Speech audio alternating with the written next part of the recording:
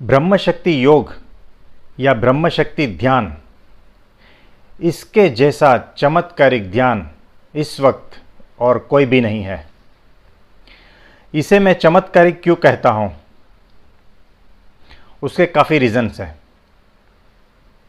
उसमें से पहला रीज़न ये है कि जब आप ये ध्यान करते हैं, जब इसमें उतरते हैं, तब आपका शरीर एकदम मूर्ति के जैसा हो जाता है, एकदम जड़ हो जाता है।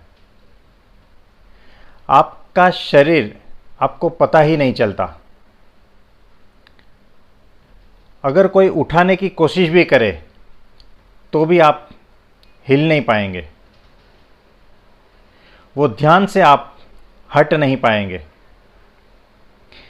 आपको आपके शरीर का बिल्कुल ही भान नहीं रहेगा। ब्रह्मशक्ति ध्यान, इसकी जो दूसरी चमत्कारिक बात यह है कि आप जो है अपने विचारों के साक्षी हो जाते हैं, अपनी भावनाओं के साक्षी हो जाते हैं। आपके भीतर जो जो विचार आ रहे हैं उसे आप देख सकते हैं, उससे अलग होकर आप उसको ऑब्जर्व कर सकते हैं।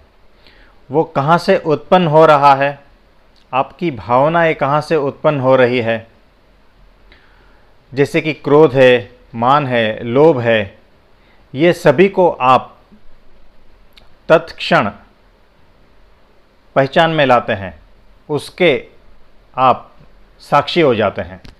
अपने विचारों को और अपनी भावनाओं को अपने भीतर उत्पन्न होते हुए देखना और उसे पहचानना और उसके ऊपर कंट्रोल करना, ये सामान्य लोगों की बात नहीं है। ये जो है सिद्ध पुरुष का ही कार्य है और उसी के ही बस की बात है। तो ये जो ध्यान है ब्रह्मशक्ति ध्यान, उससे आपको उसी प्रकार की सिद्धि मिल सकती है। तीसरी चमत्कारिक बात जो है इस ब्रह्मशक्ति ध्यान की, वो यह है कि आपका जो है ये त्रिनेत्र,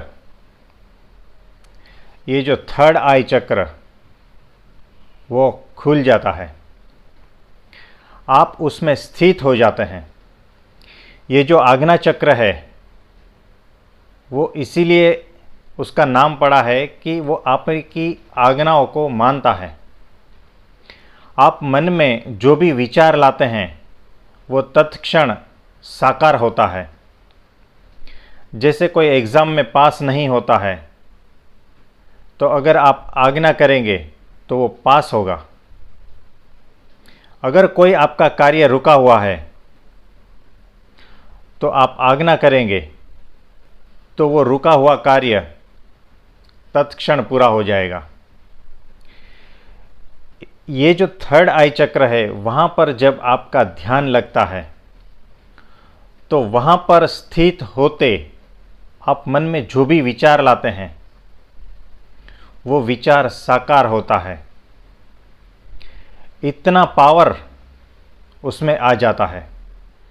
तो ये जो ब्रह्मशक्ति ध्यान है, ब्रह्मशक्ति योग, उसके बारे में और कुछ बातें हम बाद में करेंगे। और ये जो शिव नेत्र है, तीसरा नेत्र, ये थर्ड आई चक्र या आज्ञा चक्र, उसको कैसे खोलना है, उसकी जो विधि है वो भी हम कुछ नए वीडियो में करेंगे। तो ये कुछ बातें थी जो आपसे मैं कहना चाहता था। Thank you.